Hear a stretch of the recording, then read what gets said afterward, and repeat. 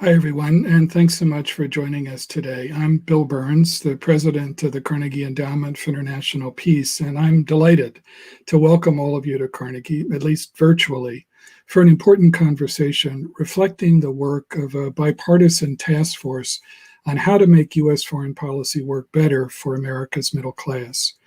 Carnegie's task force is distinctive for several reasons. First, it marks a significant evolution in foreign policy work at Washington-based think tanks, a recognition that effective foreign policy has to be connected more directly to domestic renewal, and in particular to the needs of the middle class. Second, it also reflects a recognition that the Washington foreign policy establishment, of which I've been a card-carrying member for many years, including 3.5 decades as an American diplomat, has long been operating under some lazy assumptions. For too many years, we've assumed too easily that expansive U.S. leadership abroad would inevitably produce peace and prosperity at home, and that globalization would inevitably lift all boats. We were sometimes consumed with magical thinking about our capacity to remake other societies while neglecting the need to remake our own. Unsurprisingly, a serious disconnect has grown between the Washington policy establishment across administrations of both parties and the citizens it is meant to serve. And third, my colleagues set out over the past 2 years to help understand and reduce that disconnect, not in typical Washington fashion by preaching to citizens in the heartland, but by actually listening to middle-class concerns and studying carefully economic and social trends in 3 heartland states well beyond the Beltway: Ohio, Colorado, and Nebraska. I'm very proud of the final report produced by the task force, which was brilliantly led by Salman Ahmed. 3 of the task force members join our panel today. Jake Sullivan is the star of his generation of policy thinkers and practitioners, now serving as senior policy advisor to the Biden campaign and formerly a senior official in the State Department and the White House in the Obama administration. Jake has as fine a grasp of the intersection of foreign and domestic policy as anyone I know. Rozlyn Engel did an exceptional job co-editing this report. She currently serves as professor of practice in economics at the U.S. Naval Academy after remarkable service across the U.S. government, from Treasury to the intelligence community to the Pentagon. And Dan Price is another treasure of public service and another friend and former colleague. Dan was the senior international economic official in the George W. Bush White House and is now managing director of Rock Creek Global Advisors. Moderating today's discussion is the incomparable Jen Psaki, also a veteran of the State Department and the White House and an astute observer of American politics.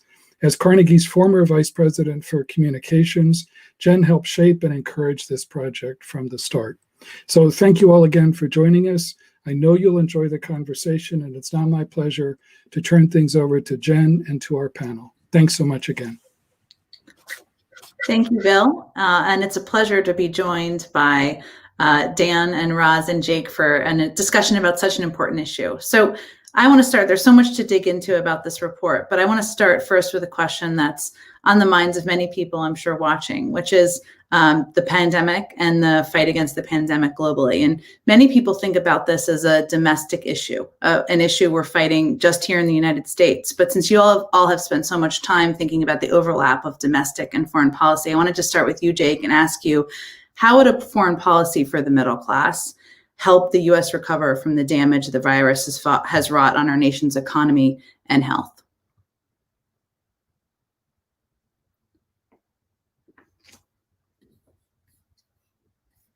I just remembered to unmute. You'd think multiple months into our Zoom Live. I was concerned I was the only one who couldn't hear you. So no, that's me still in remedial Zoom school. I apologize for that. Just say thank you to you, Jen, and good to see you, Dan and Roz, and to everybody out there. Really grateful that you've all tuned in to hear us talk for a bit and answer questions about a report that I think we're all quite proud of, because we think it makes a real contribution to the conversation, as Bill was describing, about how we go forward with our foreign policy priorities, with the intersection of foreign and domestic policy, and critically to the question you just asked, Jen, to how we deal with this moment of crisis right now, because I think a lot of the lessons we learned in this report are applicable in this moment. And frankly, it starts by actually going all the way of a pandemic and being prepared to deal with a pandemic. Should have been at or near the top of the list. And frankly, in the Obama-Biden administration, you saw the standing up of a pandemic office, the passing off of a pandemic playbook to the Trump administration. And just a year ago yesterday, Vice President Biden tweeting out that he was concerned about our country's lack of preparation for a pandemic. And that's because at the end of the day, if you think about the possible threats emanating from elsewhere in the world that could have a direct impact on working families and communities in America in terms of loss of life, hospitalization, disruption to the economy and to our way of life, as we've seen from COVID-19, a pandemic comes right near the top of the list. And so as we go forward and think about the balance of our priorities, asking the question of which of these threats really, at the end of the day, is going to be the kind of threat or challenge that could fundamentally alter the way of life of our citizens, of the 330 million Americans, it would lead you to a view that would put much more effort and emphasis in dealing with the pandemic challenge going forward.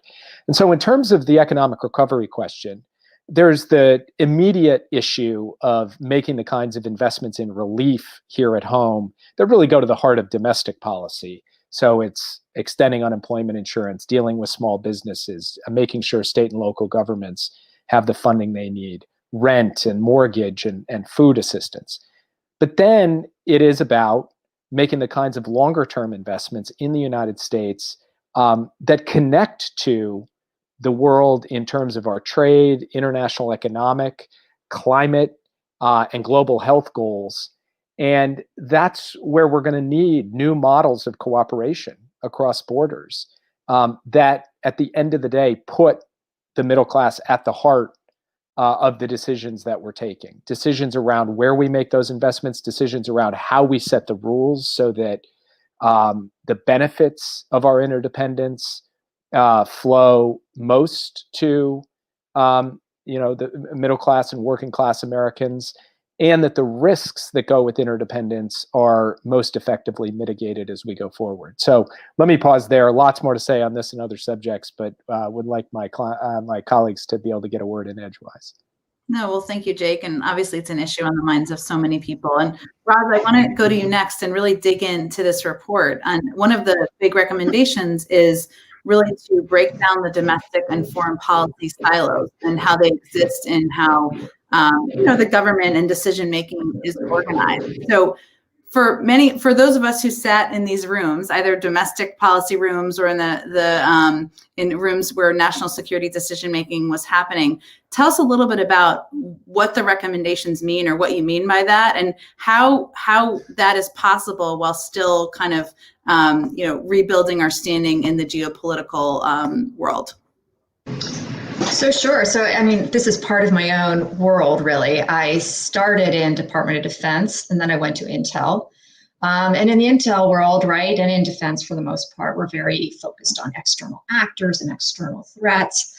And then I went over to Treasury, and all I did was domestic economic policy. And I can tell you for sure that those two worlds do not talk to each other a whole lot.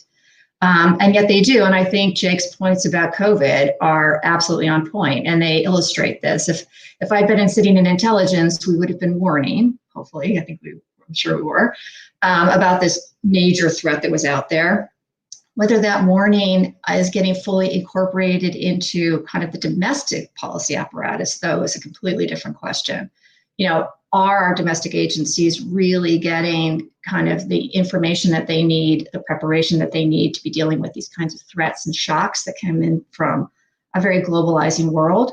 And on the other side, do we have the tools to talk about domestic vulnerabilities, such as, say, inequality that's left certain populations very vulnerable to COVID, right? Or long-term problems in our labor markets where certain kinds of jobs and certain kind of industries are threatened, and communities which depend on those kinds of employments are in trouble. Are we bringing those sort of distributional concerns and issues into the foreign policy discussion. And so having lived in both a very domestic world and having lived in a pretty foreign policy world, I can tell you that the connective tissue isn't always there. And yet I think as we,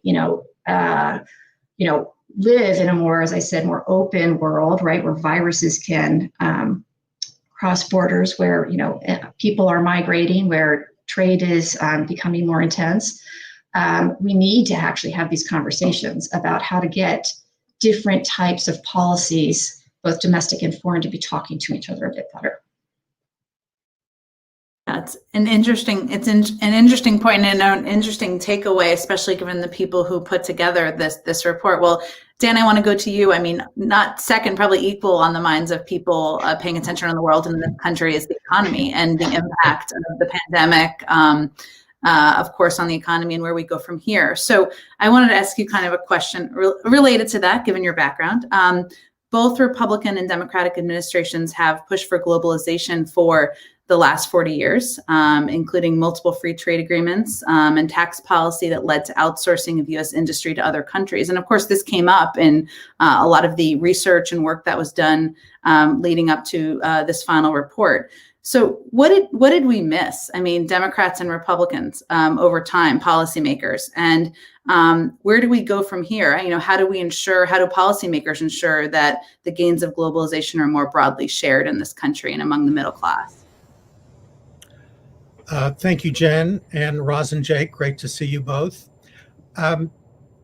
It's an excellent question, and it's kind of one of the questions that was at the heart of the study. I think we all recognized that the fundamental answer to distributional questions lies in domestic policy.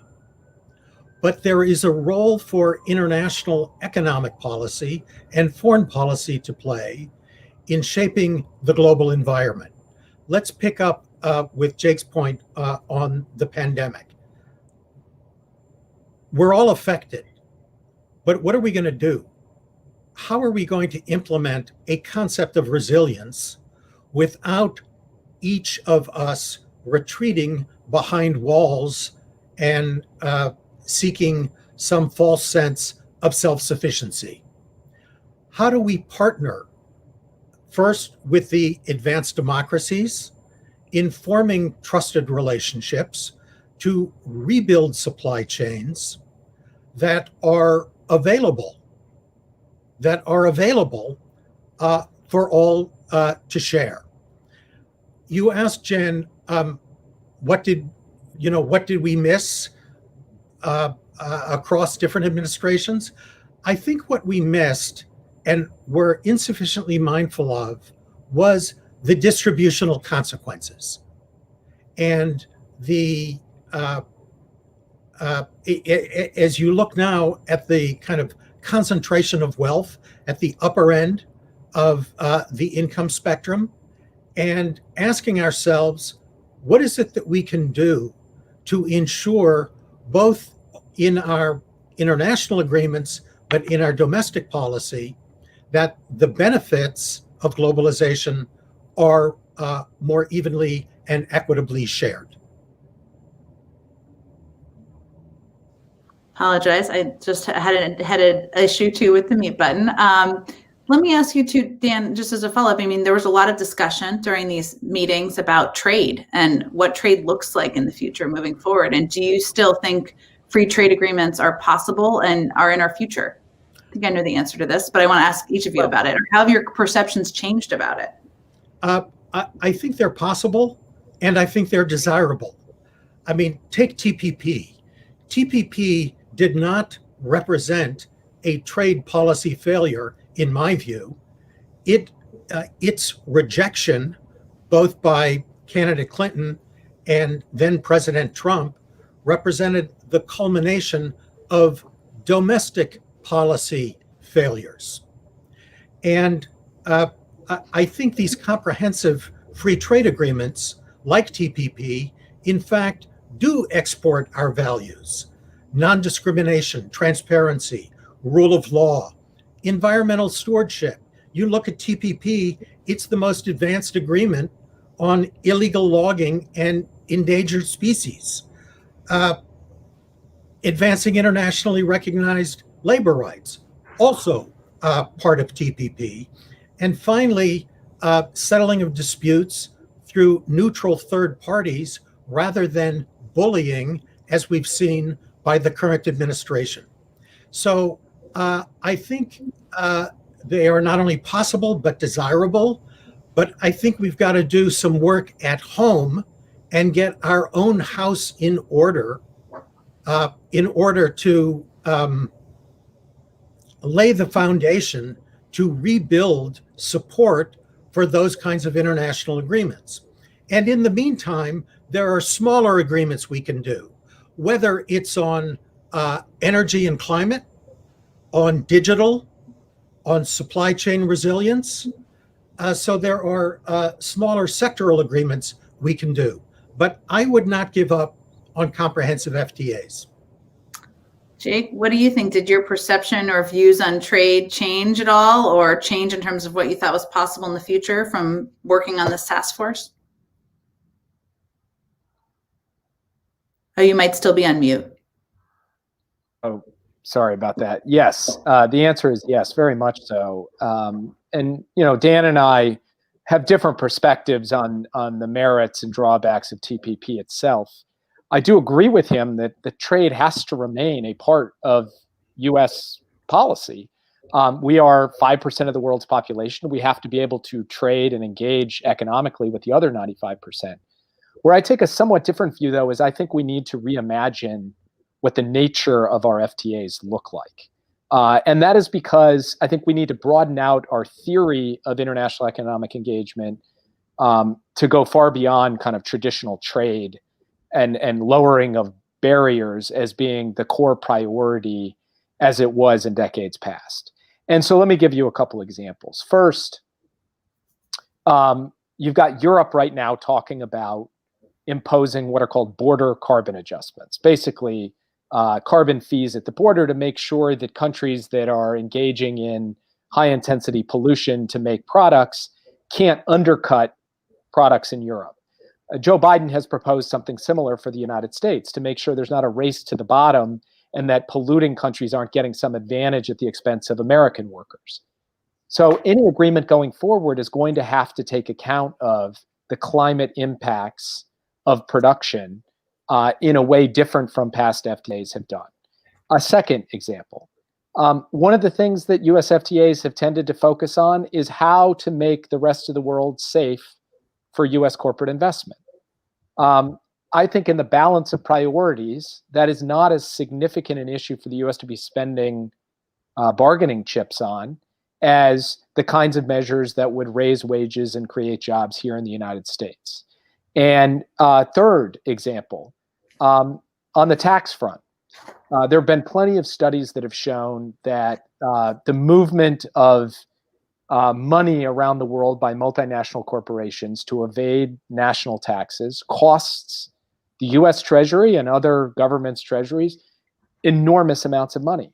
And so as we think about economic agreements going forward, coming up with ways to deal with the tax evasion problem so that corporations are paying their fair share to the national governments according to their rules and laws. This is another thing that should be built in as a priority as we go forward. And it connects back to the point Dan was making about distribution. Because the theory of trade, the theory of globalization is you get this sort of aggregate benefit and then it gets distributed effectively. But tax is just one of many areas where a lot of the resources that are supposed to be part of the gain don't get put back in through effective progressive fiscal policy. They just get leaked out somewhere else in the system. And so to make the theory work, we have to pay closer attention to how the impact actually is hitting or falling upon middle class and working class people here in the United States. Jen, if I could come in just very briefly, I think on points 1 and 3, Jake and I agree that is on the climate and carbon piece. I mean, the EU is far away from doing that. It's very complicated. They will eventually do it. We may eventually do it too. I think that is not an inappropriate goal, but how to get there and how to get there collectively is going to be a challenge. I also agree with your third point. And I think the OECD's project on base erosion and profit shifting has made a great deal of headway in that. I would simply caution that as we go about reforming the global tax system, it's going to be easier to do that multilaterally than bilaterally. On the third piece, I don't know if it's in the articulation or it's in the substance. I think the United States does benefit when our companies invest abroad. It is not a zero-sum Trump world of, oh, you're going to either invest abroad or you're going to invest at home. I think studies show, and I think it's reflected in our task force report, that outbound investment creates jobs at home and pulls exports. So I would maintain, as part of our kind of negotiating agenda, reforming other countries' investment regimes so that they do not discriminate against U.S. companies. And Roz, I want to go to you because I think when I started engaging on this, I assumed that trade would be the hardest issue to talk about. I don't know that was right. What were some kind of difficult, just because they're hard problems to solve, but difficult issues or big topics that really came up in the discussion, bipartisan task force? Yeah, so actually trade was, I think, a little bit controversial in the sense that, trade has natural distributional effects, right? That's what it does. When you open up to trade, you end up with distributional impacts. And everybody recognizes that. And I think there's still this question in people's minds. I don't think this was completely resolved. I wouldn't say everybody agreed 100%. But how much trade can do in terms of distributional work and how much work has to be done by domestic policy adjustments. And we didn't mention a couple that were in the report, but one was economic adjustment programs that the U.S. has basically kind of given a lot of lip service to, but not actually executed well. The programs are very fragmented and often underfunded. Another area was helping to promote exports. So the trade conversation tends to get bogged down in manufacturing jobs that were lost, and that is true. But there's lots and lots of jobs in the export sector. The U.S. is the largest exporter, second largest exporter globally, and we have huge surpluses in services. So there's plenty of places where there's lots of service employment and where people that we talk to across the 3 states and other evidence that services are really important. We need to actually get services trade right going forward. And then another area that we did talk about, and I think Dan and Jake may have different views on this, but was how to deal with unfair trade practices. So this is China, other people that we deal with, but things like subsidies, so state subsidies on production. I mean, how do we combat that? How do we deal with that? Intellectual property theft. I mean, how much do you go after those practices? And in other words, punish yourself in the process to some degree, right? And how much do you try to solve those things multilaterally? So the future of things like the WTO, these were kind of interesting points of conversation in and around trade. But to your question on the other things, there were some issues in around like, how do we actually invest at home better? That ended up being a big area of conversation. So the task force spent some time thinking about what we could do to advance U.S. competitiveness generally. So one of the recommendations that's getting a little bit of play is the national competitiveness strategy. That was a really important component. It's a way to kind of tie together a lot of the ideas by thinking through, what would we need to be doing across a wide range of sectors, particularly those with future growth prospects for the U.S. Places where we're already good, we want to get better. Places where we know technology is changing and we need to be there and stay on the frontier. Places where we know we have workforce gaps and we need to shore those up. Places where we know communities have been hit and have had a hard time adjusting. So the national competitiveness strategy is sort of multi-pronged and an effort to try to talk about those things and knit them together into something that the foreign policy community and the domestic policy community can both try to advance. Yeah, that was an interesting piece. That's like, did somebody want to add something on the national competitiveness strategy? Didn't want to cut you off. Go ahead. Go ahead, Dan. I thought there was remarkable agreement among the task force. And although not expressed by the parties who were interviewed in terms of industrial policy subsidy, there was clearly a demand for support for infrastructure, investment in technology. And what I think all of us drew from that is the need to revive the partnership among universities, the government, and the private sector in enhancing U.S. competitiveness, particularly in the high-tech areas. And I think a lot of I'll just speak for myself, as a Republican, got over the allergy of referring to something called industrial policy. I mean, we would be foolish not to pursue an industrial policy, given the challenges of China and given the track that the EU is on itself. I wanted to ask just another question that came up in the report, on defense, investment in defense, because there are, and I'm going to start with you, Jake, because there are plenty of Democrats, of course, who want to reduce defense spending from its record highs. And one of the things, because you did all these case studies leading up to this final report, is that obviously different parts of the country feel differently. And I think that, about different components of foreign policy and how it impacts the middle class. But I wanted to ask you about defense spending specifically, and the report's suggestion that defense spending is actually a critical element of many local economies. But how should we think about defense spending moving forward, especially as we're trying to incorporate how things impact the middle class? I think this is just a really important point for people to take into account, is that defense spending in the United States, which is a significant share of our national budget, drives employment and good middle-class jobs in many parts of the United States. And that's true at the level of industry, in the production of various defense materials. It's true in terms of places where there are military bases and how those military bases end up supporting local economies. And it's true of a kind of larger supply chain that is supported and underwritten by the annual investments that the United States makes in its defense industrial base. So simply saying, we're going to shut down this system or we're going to shut down that base is, not just a matter of accounting or of grand strategy. It has a real impact on the real lives of people, families, jobs, and a real impact on the real welfare and future of communities, of cities and towns and regions.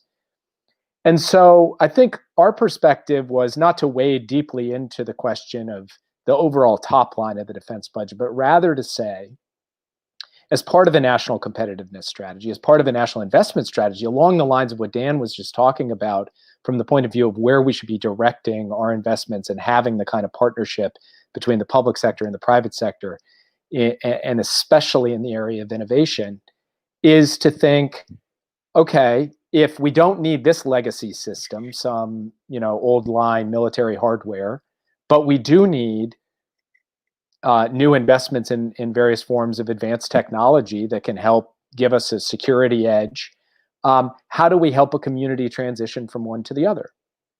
And how do we do that without just hand waving and saying, you're going to go from building X to building Y. Don't worry if you don't have all the skills and tools and everything. It'll all work out because it works out in our little white paper. No, to actually have a strategy to make a transition in terms of how we're spending our defense dollars in a more sensible, long-term, forward-looking way, but to do so to maximize the the positive impacts that will end up having on employment, on wages, on job gains, and on community vitality in the United States. And, one of the things we did in Ohio, we looked at the tank plant in Lima. We looked at places where military bases were still open and where they had closed. Similarly in Colorado, and similarly in Nebraska. In all three places, we found ways in which communities were supported by the fact that they were supporting our defense industry and our military, and got a lot of practical knowledge out of what it would take to do some of these transitions going forward in ways that could actually benefit those communities. I know we're going to start taking questions from YouTube and Facebook in a moment, but Dan or Roz, anything on kind of the recommendations on defense spending you wanted to speak to? I might go ahead, Roz. Just add one thing. It's not really specific on the defense spending, but we didn't really touch on one big part of the report, which was the well-recognized need to bolster diplomatic capability. So, a big chunk of the report we talked through was, even though we need economic policy tools, and yes, we need to think about how we're doing national security better, we also need to be thinking about how we do diplomacy better, and rebuilding the State Department, thinking through what a more tempered and more disciplined foreign policy would look like, how that foreign policy might be brought to bear in terms of advancing middle-class interests, what the State Department will need to do in order to try to orient itself around some of that. But we're still going to need close allies and friends to do a lot of the things that we want to do. We're going to have to manage our strategic competition with China. There's lots to do in terms of the future of the digital economy globally. So I just want to put a plug in there before we go to questions that there was this additional area of capability that that the task force also recognized and spent some time thinking about. I think that's a really important question, and it's actually an unintentional on your part good lead-in to the first question from YouTube, which is from Layla, and she asks, isn't trust in the U.S. foreign policy establishment irrevocably broken? How do you propose to rebuild any trust in foreign policy leaders of either party, or maybe in just the institutions? I don't know who wants to start on that one. Dan? Sure. It's an excellent question, and trust both of U.S. citizens in U.S. foreign policy and of our international partners is critical. I know I experienced, and I'm sure Jake did when he was in government, when the United States showed up at the table and made a proposal, our negotiating partners, whether it was on AIDS, malaria, TB, trade, some core national security issue, they knew the proposal was going to be in the interests of the United States, but it was coming from a place of principle and the idea that diplomacy, international negotiations were not zero sum. We have an enormous job ahead of us in repairing our alliances and restoring trust and soft power that I think over the last 4 years has been whittled away to almost nothing. We've shifted to a situation where we berate, bully, and threaten our closest allies. Whether it's the abusive invocation of national security to impose tariffs on steel and aluminum, or it's a unilateralist, evangelist approach to Huawei and 5G, instead of starting with the conversation about how do we deal with China. Yes, China presents real threats.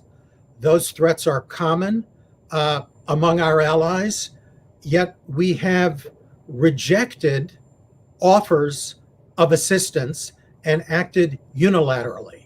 If we are to rebuild trust, we have to reach out and take a seat at the table and listen. So Jake, let me turn that question back to you. Yeah. I mean, you're advising Vice President Biden. What do the first 6 months look like to rebuild that trust if he's elected?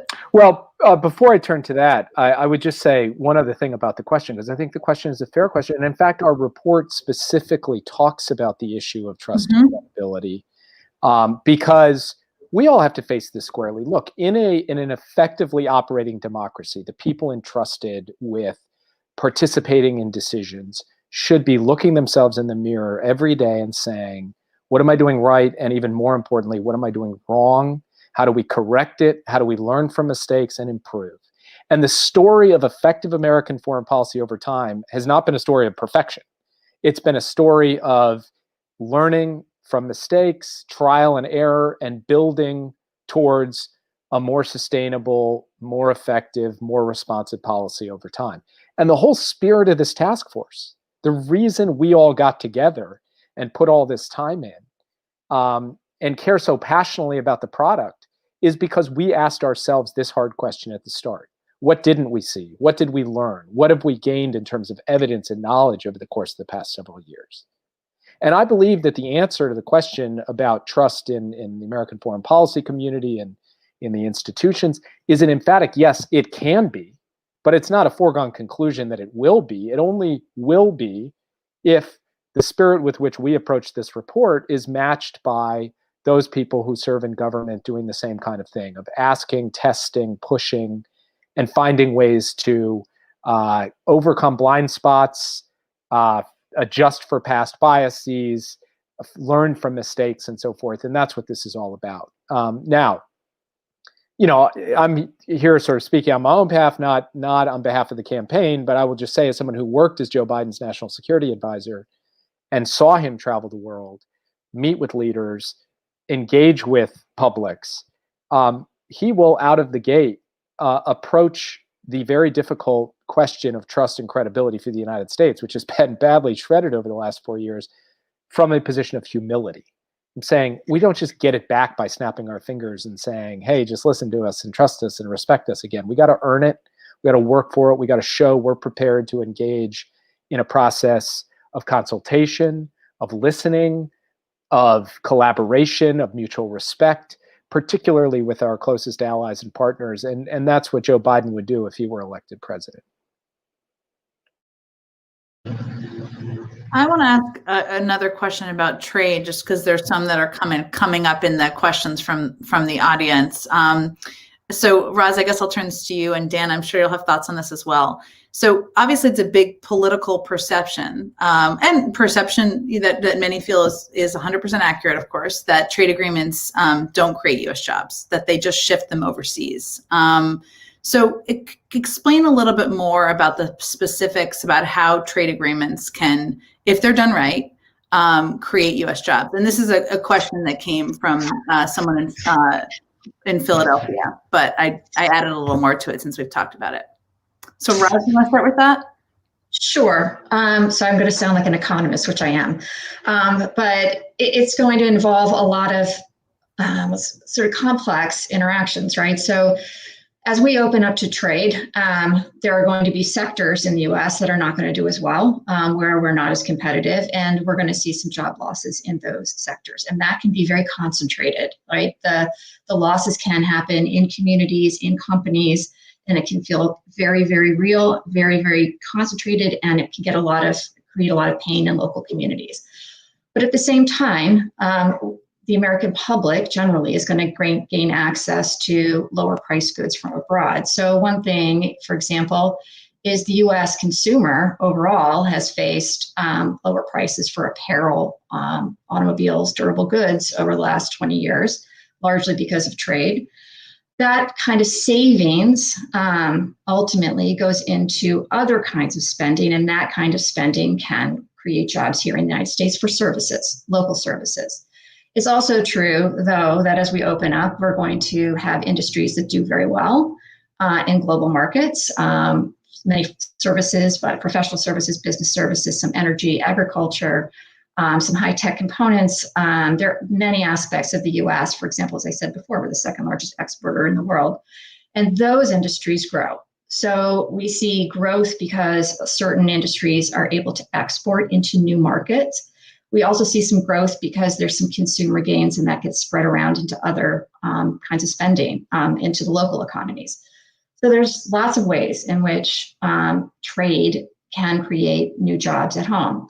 And the estimates are basically, for example, that NAFTA was a net positive gain, but it's modest. It's very spread out in terms of the gains, whereas the losses are often highly concentrated. That's a helpful economist answer. I appreciate it. Dan, anything you'd add to that? Just, the kind of obvious point that the bulk of the market is outside of the United States.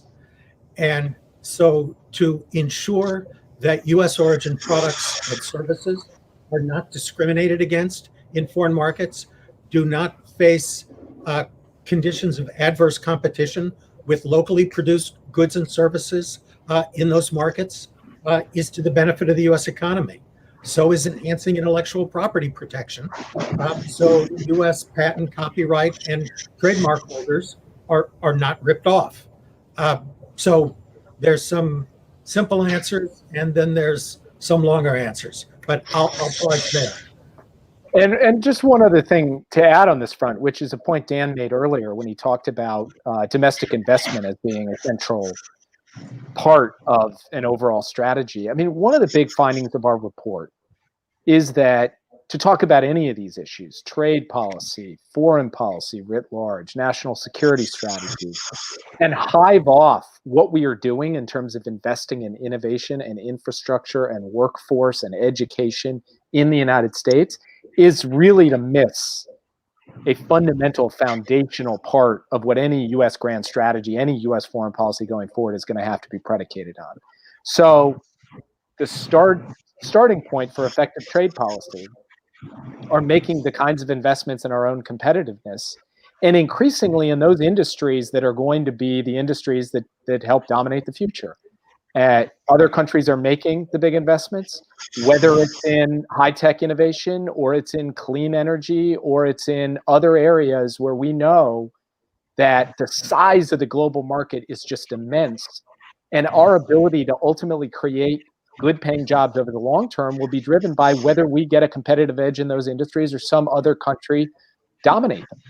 And so really the starting point for those of us who kind of worked on this report, or I guess I should say the ending point of it, is those who work in foreign policy have to concern themselves with and have to be advocates for effective investment strategies here in America to put ourselves in a position to carry out an effective foreign economic policy and a broader national security strategy around the world. And Jen, if I could just quickly follow on, I think Jake is absolutely right.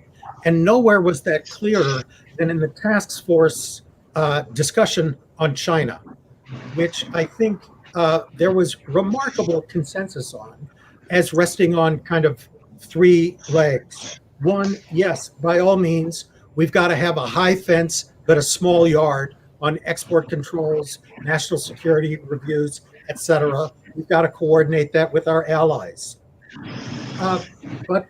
And two, we've got to hold China accountable for its adherence to international rules forcefully, effectively, again, with allies. But three, none of that works if we are not also investing at home in a national competitiveness strategy in a sensible way so that we are effective competitors on the technologies that will come to be gating for the future. So there's a question from Justin Tong, which I feel like is a really good one, and one lots of people are talking about. What is your projection of the future of U.S.-China relations? And do you anticipate a competitive coexistence between U.S. and China or something else? I don't know who wants to take that one first.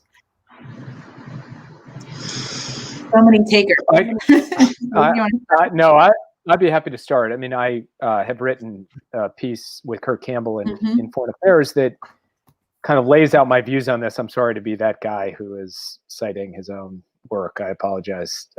to my colleagues and the public writ large on that. But I believe that the United States can effectively compete with China while working with China where it's in our interest to do so, that we do not need to go down the track of a new Cold War, that we do not need to head to inevitable escalation towards confrontation, and that we can achieve not some end state of, one country wins, the other country loses, but rather a steady state where we are managing this relationship while protecting our interests in the major domains, in security and economics, in values, and in working in international institutions to try and solve significant problems, whether it's climate change or global health or what have you. Now, one of the key things for this to work is that we can't view kind of working with China where it's in our interest to do so as having to come at the expense of competing with China affirmatively and assertively in other areas. So should we work with China on climate change? Absolutely. Should that mean to work with them on climate change, they're doing us some favor for which we need to compensate them in some other area? No. It is in their interest as well to work with us in these key areas. So being hard-headed and clear-eyed in how we contemplate cooperation is very important. But this notion of some kind of new Cold War, I think, is not only dangerous from the point of view that it becomes a self-fulfilling prophecy, it's also historically misguided because the nature of the China challenge is fundamentally different from the nature of the challenge posed by the Soviet Union, and the nature of the relationship between the US and China is fundamentally different. And then the last thing that I would say is all of this has to be built on what Dan just said, which is at the end of the day, our China strategy will largely succeed or fail based on whether we reinforce the foundations of our own strength. If we do, it's not that the rest will just magically take care of itself, but it'd be a heck of a lot easier. If we don't, then no matter what our foreign policy and national security strategy towards China, we will start falling behind. Roz, I want to hear from you on this question as the resident economist. I largely agree with Jake. I don't know if I don't see it as a Cold War. I do see us in a kind of a game. I sort of think of it in kind of almost with game theory.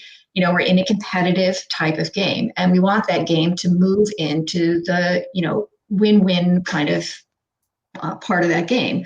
And we've been in this kind of contest over the rules of the game to some degree, right? So we got to set the rules initially. There have been challenges to those rules. We're now trying to sort through some of those rules. We're trying to get to a place where we can actually understand each other better and we agree on the rules and we can both benefit. And I feel like, that's sort of the world we're living in. And we're in this kind of phase now where we're sort of signaling loudly and with kind of punitive steps, right? Things that we're really unhappy with. And we may end up in that, right? We may end up going along for a while, and then we may end up in a place where there's a little bit more contestation, and then we may end up hopefully getting into a place where there's more cooperation and more, everybody's able to participate more fully without sort of some of the tariffs and some of the punitive things that are going on right now. Dan, before we go to the next, anything you want to add from your end on China in the future? Yes, I would just say that the competition with China is a pretty broad one. And part of what the next administration needs to do is to re-engage with those swing states, so to speak, like Vietnam. And what is this administration doing? It's bringing a 301 on currency, on timber. Oddly, on timber, having rejected the logging provisions in TPP. But instead of kind of working with those countries to show them the benefits of an alternative model, we are bullying and not engaging in diplomacy. So we've got to get our domestic house in order so they don't turn on the TV and look at chaos in the United States. There's a social justice element. There's an economic justice element to this that we've got to get right. But we've also got to reinvigorate our development assistance and show countries in the world that there's an alternative to the Belt and Road Initiative. and that's an initiative that is informed by our values and backed by our collective dollars. And by collective, I mean collective democracies. So we just have a few minutes left, and I wanted to ask a question coming from Cliff. Is the implementation of these recommendations contingent on the election? This is hard to know, but I'll be interested in your thoughts. How will the task force make sure this report has an impact no matter what the outcome? And then the third part, I'm just adding in one from Artie Mandel here, which is, would this task force have convened if not for Donald Trump's 2016 victory? Wherever you want to start on that. Well, maybe I'll start. I will say that the 2016 campaign, not just the outcome, but the entire campaign was a real education for me, because I had an opportunity to work both on domestic policy and foreign policy in ways that I hadn't when I was in government. I was sort of exclusively in the national security domain. And so the questions that I was asking myself and asking my colleagues about how U.S. foreign policy related to the fortunes of the American middle class, that was very much becoming central to my thinking in the months leading up to the election. So I think Donald Trump's election certainly did catalyze a lot of reflection across the board, Democrat and Republican, when it comes to our foreign policy and national security and international economic policy communities. But I think the very fact of Donald Trump's candidacy and the arguments he was making kind of forced all of us to say, okay, let's go back to basics here. For those of us who believe deeply in America's engagement in the world across the board, what is the basis for that? How do we improve upon that? How do we make sure it's delivering for people? And my view is that regardless of who wins this election, a lot of the reason we did this report is because we're looking out 10, 20, 30, 40, 50 years into the future and saying, what are the fundamentals?